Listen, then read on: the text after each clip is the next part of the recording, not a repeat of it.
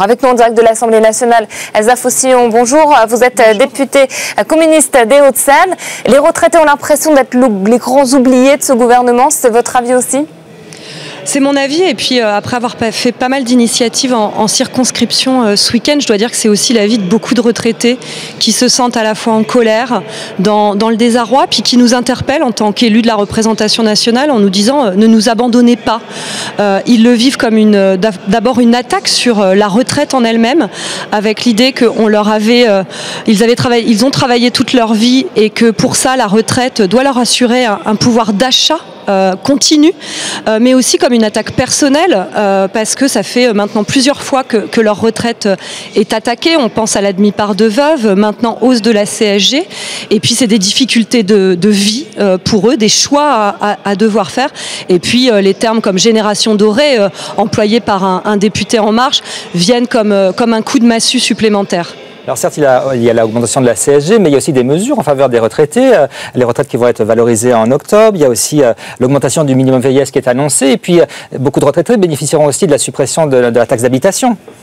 Oui, alors sur la taxe d'habitation, déjà les premières mesures ne sont pas annoncées pour tout de suite. Donc ça veut dire que pendant au moins 2 ans, ils devront attendre et être avec un pouvoir d'achat en berne. Ensuite, ils ont du mal à croire que cette mesure leur apportera réellement du souffle dans le pouvoir d'achat et même qu'elle aura véritablement lieu.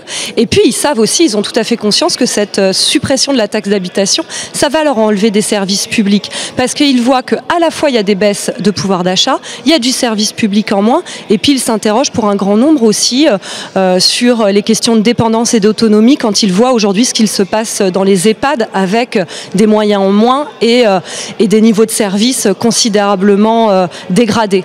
Justement, à ce propos, cette journée de mobilisation sera aussi une grève des personnels des maisons de retraite pour réclamer plus de moyens humains. Il y a des manques aujourd'hui dans les maisons de retraite.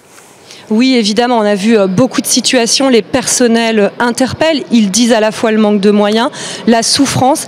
Il faut que les retraités se mobilisent, moi je serai à leur côté évidemment, et puis je veux leur dire également que face à ces attaques dont ils sont victimes, effectivement on ne les abandonne pas, et je veux leur redire à quel point ils sont utiles dans cette société, à quel point ce sont des actifs en matière de solidarité, en matière d'éducation aussi, quand ils font du soutien scolaire par exemple, quand ils aident les familles pour garder les enfants. Donc leur adresser aussi un message de solidarité, d'amitié et d'invitation à se mobiliser pour défendre ces acquis et ces conquis sociaux. Merci beaucoup Elsa Faucillon, députée communiste des Hauts-de-Seine, pour votre réaction directe.